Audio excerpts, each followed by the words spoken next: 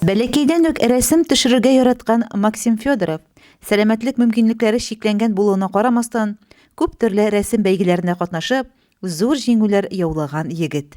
Максимга бүген 16 яшь.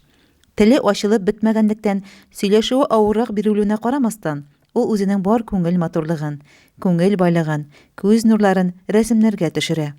Аеруча табигать күренешләрен кәгазьгә төшерергә ярата ул. Или осень, или весна.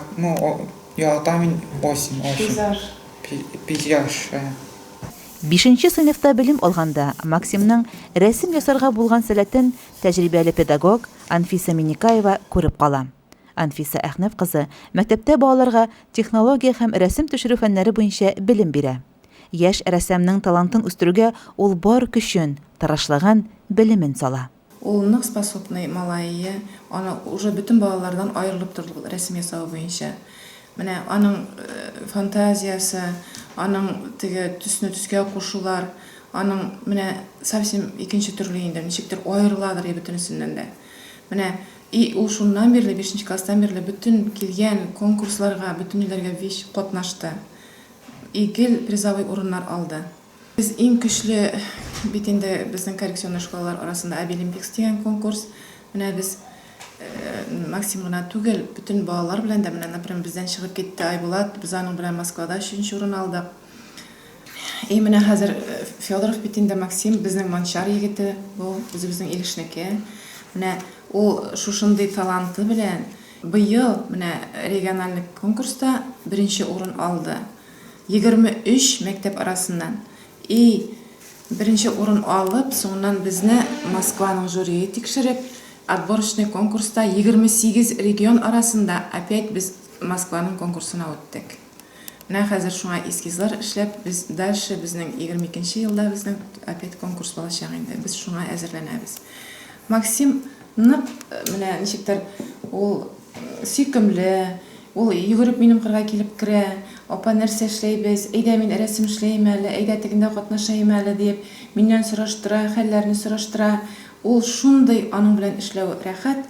Менә мәктәптә шундый способный балалар булгачтан укытучыларга да, безгә дә нык приятно.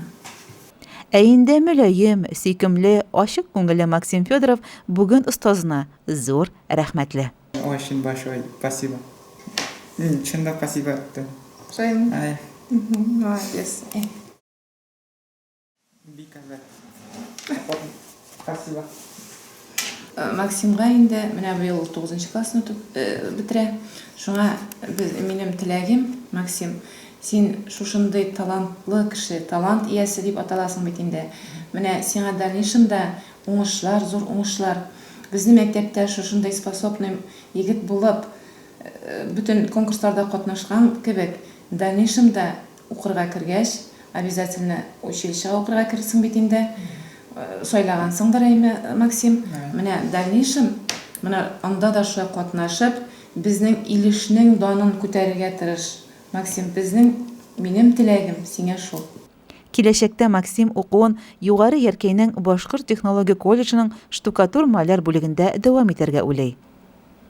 Әйе, шундый үз эшен яраткан, бар күңелен биреп эшләүче педагоглар хезмәт сала 8 төрдәге Илеш коррекцион интернат мәктәбендә.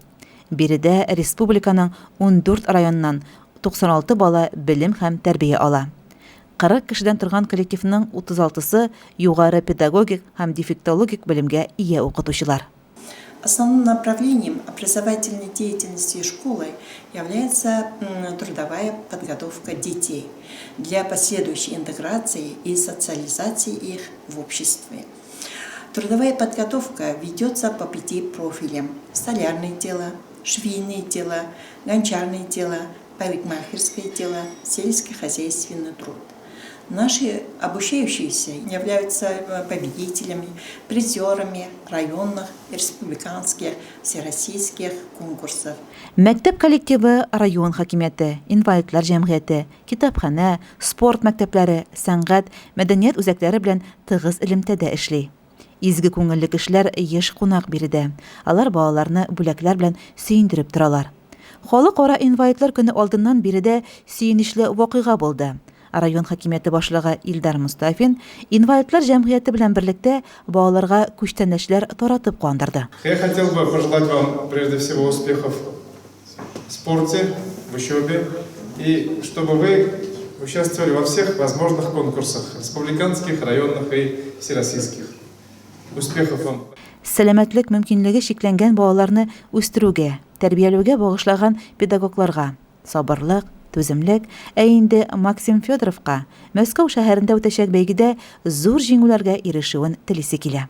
Айгөл Малаянова, Илеш телерадиокомпаниясе.